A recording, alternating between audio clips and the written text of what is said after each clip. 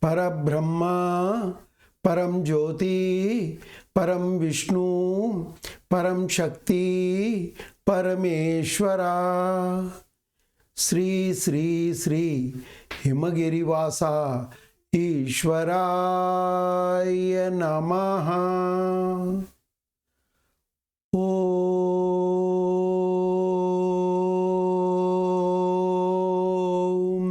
Parabrahma, Param Jyoti, Param Vishnu, Param Shakti, Parameshwara. Sri Sri Sri Himagirivasa Ishwaraya Namaha.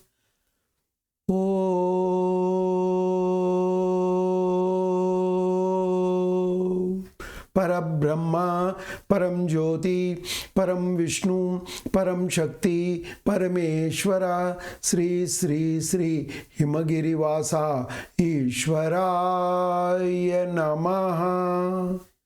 Ishwaraya Namaha. Ishwaraya Namaha. Shuklam Bhardaram Vishnum Sashivarnam Chaturbhujam Prasanna Dhyaye Sarva Vignopashante Vakratunda Mahakaye Koti Surya Samaprabha Nirvignam Kurme Devo Sarva Karyeshu Sarvada Shoka Vinashakaranam Namami Vigneshwaram Pada Pankajam. Namami Vigneshwaram Pada Pankajam. Guru Majjai Sthitito Vishwam, Vishwamajjai Sthitito Guruhu, Gurur Vishwam Nacho Anoyasti Tasmai Sri Gurave Namaha. Guru Brahma, Guru Vishnu, Guru Devo Maheshwaraha, Guru Sakshat Parabrahma, Tasmai Sri Gurave Namaha. Tasmai Sri Gurave Namaha. Tasmai Sri Gurave. Oh. Sabaka Namaskaram. Last week, when we were speaking, we dealt at length on certain points like Chitta, Buddhi, Manasa, Ahankaramu, Stula Shariramu. We have dealt those subjects, in which we have highlighted the Prana Shakti also and what is its importance also. Then we shifted to Ashtanga Yoga. Let me make certain point clear to all of you. We are not conducting a yoga asana sessions. In our sessions, this spread over 52, we have completed only 2 weeks. I am giving you introductory things for yoga, because those yoga which you have to participate as a gruhastha at your home, and those yoga asanas and other things which elaboratedly some people will be doing it for reaching excellency in their different postures and all that. That's not required for a Grihastha Dharma person.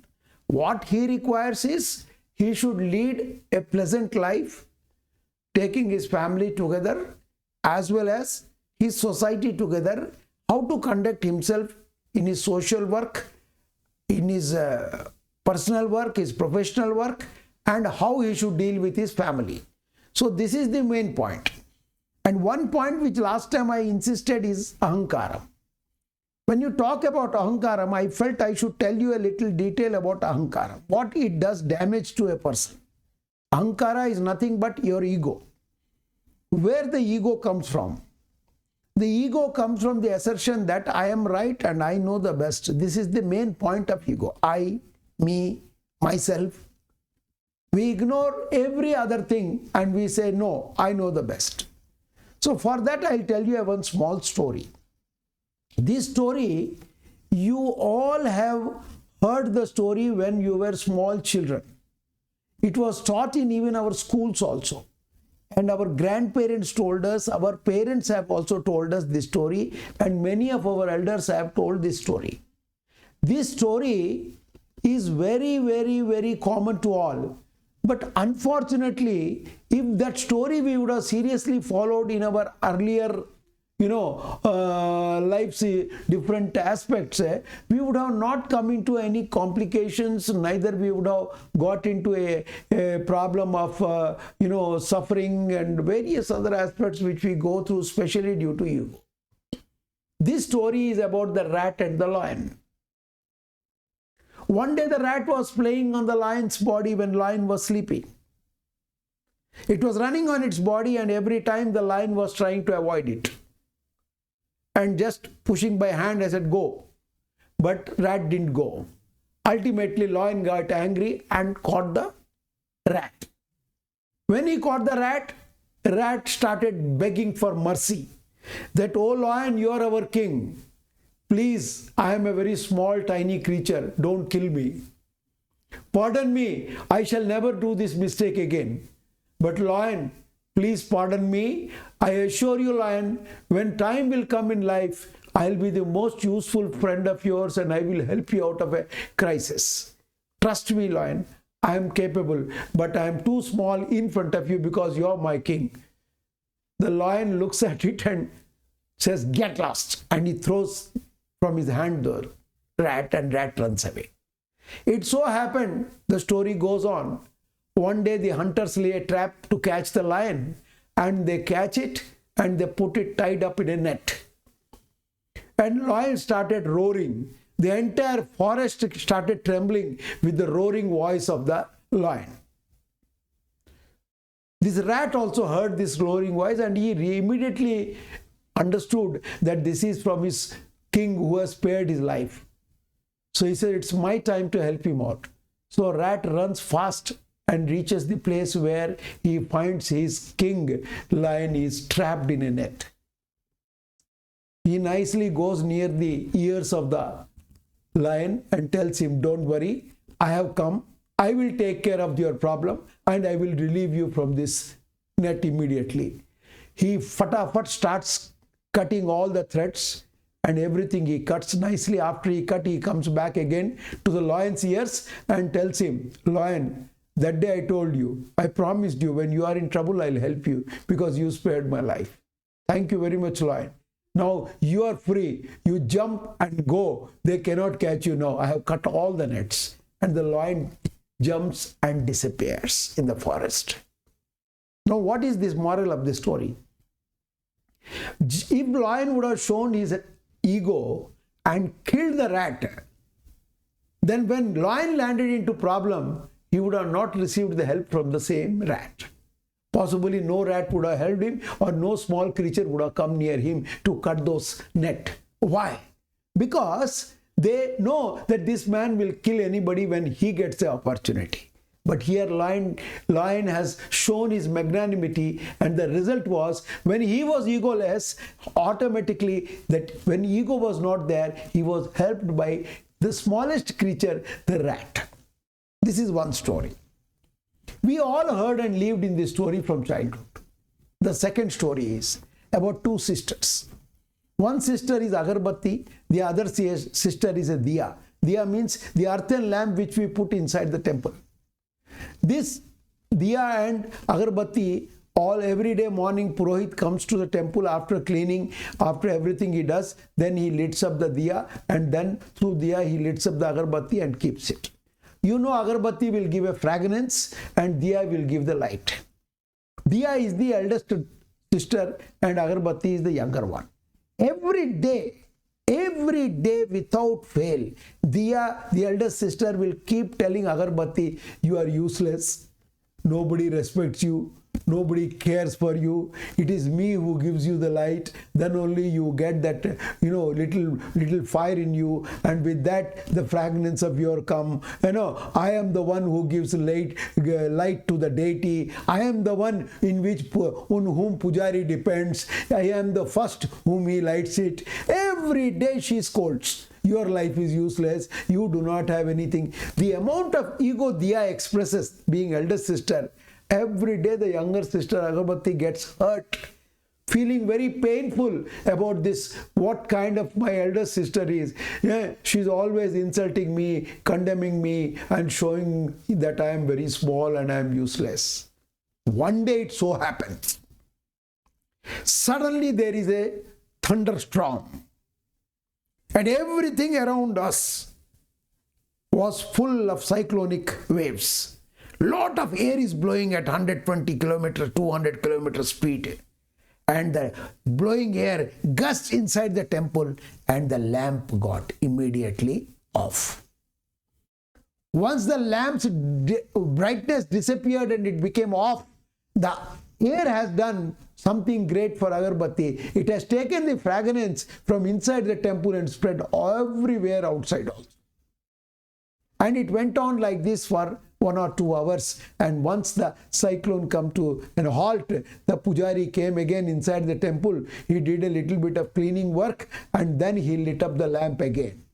But agarbatti was all through, was burning. Then this younger sister first time told, Akka, Didi, now you see, dear sister, you are my elder sister. But when the air came, you were blown out. Look at me, you always insulted me that I am very small. But I survived this gush of winds. And I successfully spread fragrance everywhere. Please, for God's sake, don't hereafter underestimate me. I am not small. Okay, in front of you I am small. But for others, I too can provide a lot of fragrance because everybody enjoys the fragrance which emanates out of the temple. So my suggestion is, don't insult people around you. They are small people. Maybe he is your driver. Maybe you are a maid servant. Maybe you are a washerman. Or maybe somebody selling small item, vegetables and fruits on the streets. They may be small by their profession.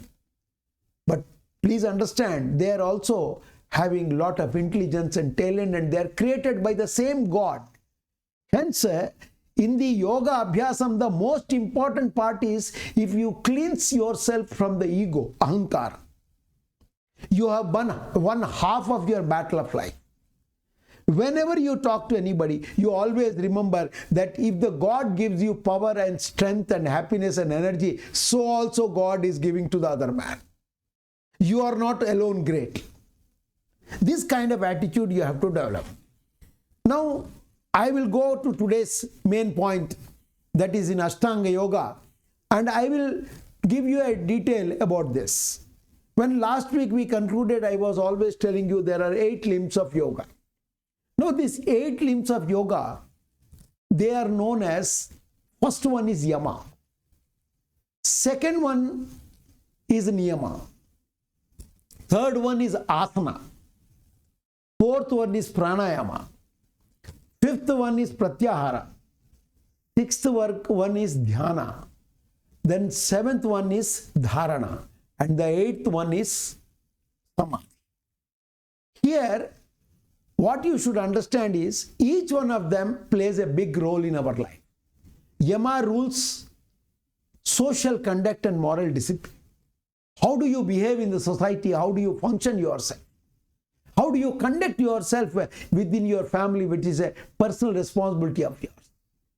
Similarly, niyama rules of personal conduct. Your personal conduct, personal character is very, very important. Because that is the one that will tell you how you behave in the society, how you behave with your family, how you behave with your children, how you behave with your elders, how you behave with your grandparents, your neighbors, and your society at large. Because these rules of personal conduct and rules of social moral discipline are very important. That is why yama and niyama forms a great part of Ashtanga Yoga. The third one is asana. Asana is a physical posture, right orientation of your physical body. I will not suggest you, as I told you in the beginning, don't go for too many elaborated things and you start reading all the type of books available in yoga. And nowadays, since the yoga become a most popular subject world over after our UNO has passed a resolution as that this is the yoga day every year. So that what happens is people have now derived different formulas taking out from the existing one in India, and ultimately they are making it a mockery and making it a fun, and some of them are not even understanding that what exactly this yoga is. Physical posture, right orientation, I will suggest you go by only Surya Namaskara. If you go by Surya Namaskara, your health part of it, your physical condition of it, early morning when you get up, because Surya Namaskara very name itself is when the sun is rising, you should also stand in front of the sun. Facing the sun, you should start this, because it will not only help you just by doing this posture, keeping your limbs intact, but also it will provide you with the different vitamins, proteins that you need from the universe. Number one is vitamin D. Every doctor suggests it, that your body requires D. And if you are having a bones problem and you are taking a calcium tablet, let me tell you a medical combination that calcium works better when you have vitamin D in your body, or you take C and D together. For God's sake, this Surya Namaskaram is a wonder. Now see, look, I am 70 years. And many of my colleagues who are in Vishwadharma Mandir, we have been doing it for several years. Maybe 30, 40 years we follow this. Just it takes us hardly 7 to 8 minutes to make 12 times this posture. And each time you can do it by telling one mantra. The first mantra is Mitraya Namaha. The second one is Raviye Namaha. Third one is Suryaya Namaha. For each one there is a posture. This you will get in plenty of YouTube, no problem. If you want, I will send you also the graphs also of that what are the postures. Or next time, if you want, anybody questions is after 4 or 5 weeks, we will show you live so that you understand that how it is done. But I know every one of you know, today it is not difficult, it's all available in YouTube. So first is Mitraya Nama, second is Raviye Nama, Suryaya Nama, Bhanave Namaha, Khagaya Namaha, Ushne Namaha, Hiranyagarbhaya Namaha, Mariche Namaha, Adityaya Namaha, Savitre Namaha, Arkaya Namaha, Bhaskaraya. This is the 12 times. This is the 12 postures. Now you repeat it 12 times and do the physical exercise. The first one starts with this, second one goes back. This whole posture is available, you can see. Just go with Surya Namaskaram. This will take care of every part of your physical body, and your physical body will be fully oriented. See, once you complete that asana, then you have the fourth one, pranayama. Pranayama, I have been telling every time for all my people who join with me in Satsangh and Saubhagya Kriya, Sampurna Saubhagya Kriya. See here, what is pranayama? Pranayama is exercise for breath. Breathing exercise is very important. You have to control your breath. This will take away many of your health complications, especially connected to your respiratory system, your lung problems, all will slowly and steadily vanish. But if you have asthma and if you have got a heart attack, then I will suggest you take your doctor's advice only and then only do it, otherwise don't do it. You can, for all other people, my suggestion is very simple. Just take your right thumb, hold on to your right nostril, and just close from this index finger your left nostril, and just take the breath first from the left. Close it, then release it from the right one. Then close the left one and take from the right.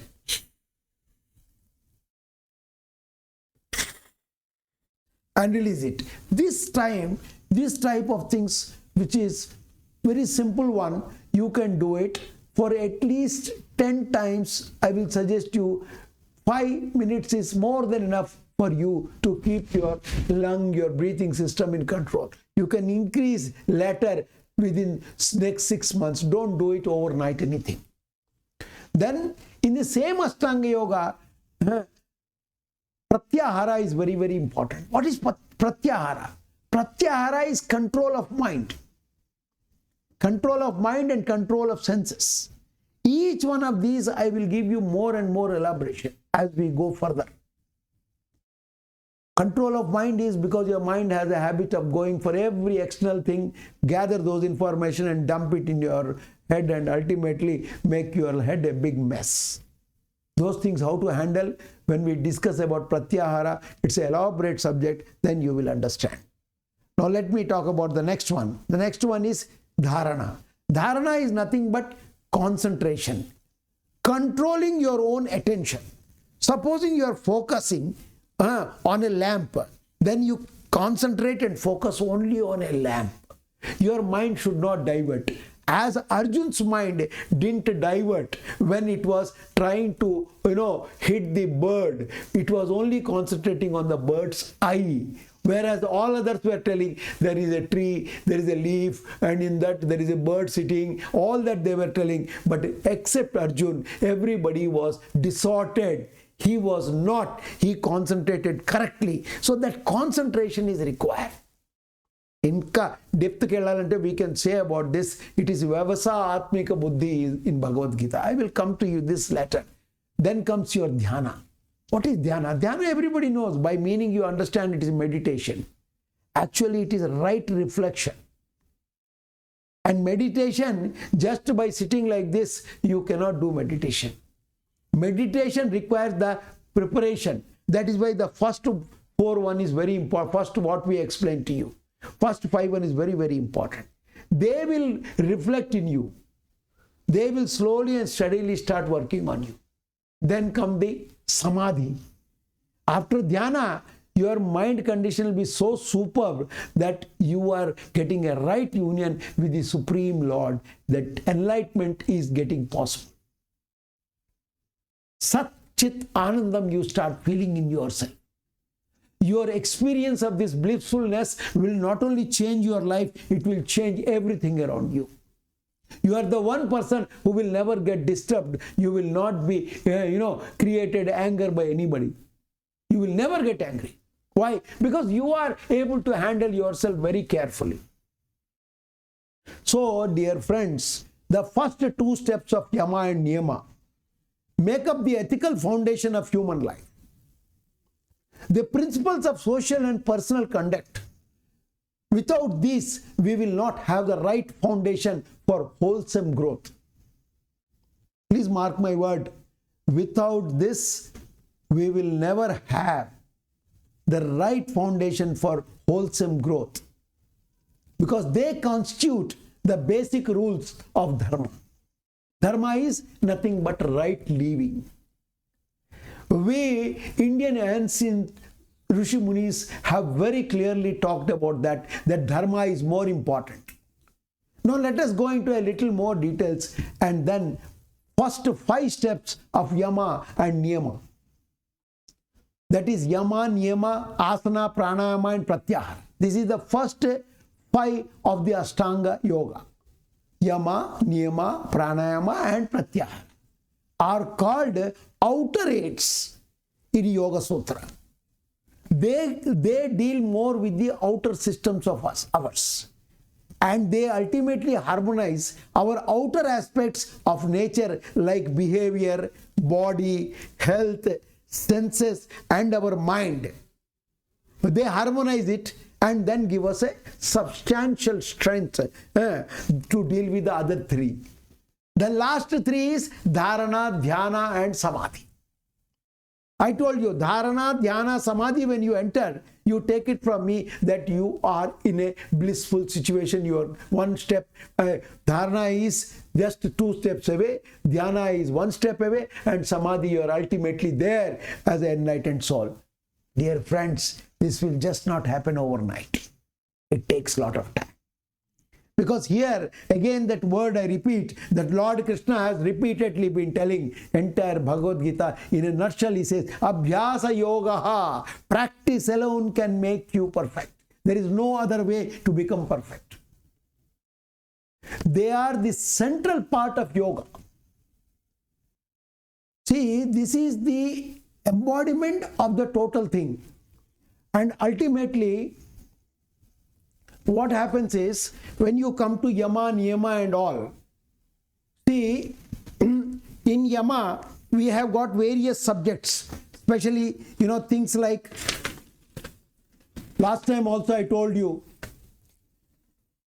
Yama, Niyama, Yama has to be divided into few portions.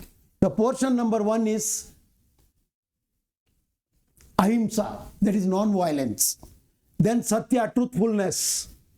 Then Brahmacharya, where you have control over your different sexual energies. And then you have Asteya, that is non-stealing, and Aparigraha, non-possessiveness. Here I will tell you, what is Ahimsa, that is non-violence. The non-violence itself is not something that you are not using your physical strength. I am talking about a non-violence in your thought, word and deed. Please understand this. Thought, word and deed. When you deal with thought, word and deed, then you must understand that in your mind you should not think that you are going to give somebody trouble. Somebody, you are conspiring to spoil his life, his career, knock off his properties, or you wanted to kill few animals. This kind of attitude that you have is totally violent. When you have such violent nature in you, what will happen is this violent nature will take you to different complications. So today when I deal this one subject called Ahimsa, Ahimsa is seriously subject disease. And this has a terrible connection with the second one is the Satya, the truthfulness. And third one, Brahmacharya. These three make a good combination in Yama. There are two more, that is Asteya, because that is talking about, you are not trying to possess somebody's, non-stealing, non-possessiveness. Then Aparigraha is also about non-possessiveness. What we do in the big mistake in all this is, we are always looking at things from negative point of view. This negative point of view gives the most important trouble to us. The first and the most importance of the Ahimsa is your mind should be cleansed of thinking negative about anyone, for any subject or any object. Then only you will be able to manage. The next one is truthfulness. Because truthfulness, if you please understand in life, what is true is true. There is no alternative to it. Satyameva Jayate. There is no other combination available and you cannot change anything. My only humble request to you is, because we take only half an hour session and in half an hour we continue. Today we have been dealing with Ahimsa and truthfulness. Tomorrow I will continue the other two subjects. So my sincere appeal to you is, please be cool and calm. Sometimes you beat your children. Sometimes you get angry on your maid. Sometimes you get angry on your subordinate staff, your car driver, or in the streets. If something happens in traffic, you get down from the car and you start fighting with people. Please understand, all this will lead you nowhere. If you keep yourself cool and understand the situation properly, then that non-violent nature will help you a lot. Because your non-violent nature will help you always be close to the truthfulness. Truthfulness keeps us in total harmony with forces of truth in the world around us and removes all kind of negative influences, falsehoods, cheating, illusions, dishonesty from our fold. It gives us a mental peace and equipoise and allows us to discover what is real. Truthfulness means doing what we say and saying what we do. I repeat my word. Truthfulness means doing what we say and saying what we do. These kind of things like lying, deceit, dishonesty, distort the mind of each one of us and puts us in making wrong judgments in life. We must not go towards untruthfulness, and we should also be totally non-violent. In our manasa, vacha, karmana, thought, word and deed, we should be totally truthful and non-violent. So today I have covered this topic, these two only, and rest of the three also I'll continue next time. So I conclude by telling you a small story further on ahankaram, because this story I wanted to tell you. One day on the sea, there was a discussion, and sea was telling everybody, the day I decide, the whole world I will sink. It makes an announcement that nobody should fight with me because I am the most powerful one. But what happens, Suddenly it finds little oil drop is traveling on the sea. When it saw the oil drops traveling on the sea, it got upset. And from that moment onwards, the sea was trying to sink the oil inside the sea, but it could not succeed till date. Why? Because oil will always float on the top surface. It is scientifically proved that oil will not go inside the sea. It will always fly on the top. That is why my request to all of you is, you may be big, you may be rich, you may be a top man, you have a lot of authority and power. Please remember, this body is temporary, where you are staying with your soul inside for some time. Don't have ego, don't have ahankaram. Follow the basic philosophies of life and lead a truthful life, a life of non-violence. We will continue further. Thank you very much for listening to me. Om Manasa Vacha Karmana, ee Shariram, ee Pranam, ee Buddhi Alochanalu Neek samarpinchukuntunna.